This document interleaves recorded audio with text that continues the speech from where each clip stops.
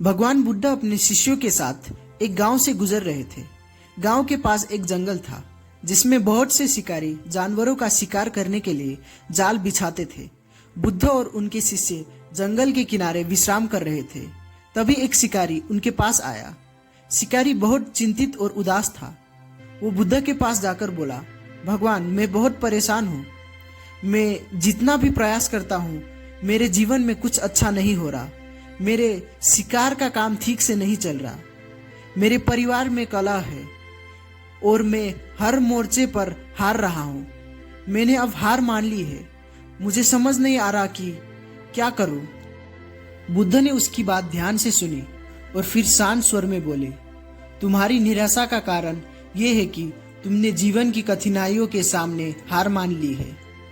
क्या तुम जानते हो, जब तक तुम कोशिश करना नहीं छोड़ोगे तब तक हार तुम्हारे पास नहीं आ सकती। शिकारी ने थोड़े हैरान होकर पूछा, लेकिन भगवान, जब चीजें बार बार गलत हो रही हो तब भी कैसे उम्मीद रखी जा सकती है। बुद्ध ने मुस्कुराते हुए एक कहानी सुनानी शुरू की। बहुत समय पहले एक राजा था। वो बहुत पराक्रमी था, लेकिन एक युद्ध में बुरी तरह हार गया। वो अपने महल से बाहर निकल गया और जंगल में एक गुफा में शरण ली। राजा हताश और निराश था। उसे लगने लगा था कि अब वो कभी विजय नहीं हो सकता।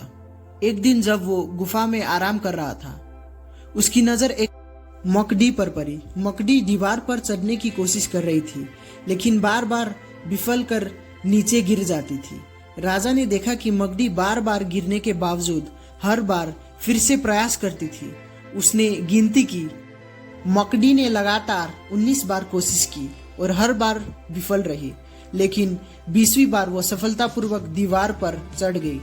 ये कहानी सुनाने के बाद बुद्ध ने शिकारी से कहा, तुम्हारे जीवन की कठिनाइयां भी उस मकड़ी के संघर्ष की तरह है। जब तक तुम कोशिश करते रहोगे तुम हारोगे नहीं। एक असफलता से हार मानना आसान है, लेकिन जीत उन्हीं को मिलती है जो बार बार गिरने के बाद भी खड़े होते हैं। शिकारी ने बुद्ध की बातों को ध्यान से सुना। उसने समझा कि हार मान लेना ही असली हार है। अगर वो अपने जीवन के हर संघर्ष का सामना करेगा तो एक न एक दिन वो जरूर सफल होगा। शिकारी ने भगवान बुद्ध से प्रेरणा लेकर फिर से अपने जीवन में आशा और साहस के साथ आगे बढ़ने का निर्णय लिया। उसने न केवल अपने शिकार के काम में फिर से मेहनत शुरू की, बल्कि अपने परिवार के साथ भी नई सिरे से रिश्तों को सुधारने का प्रयास किया।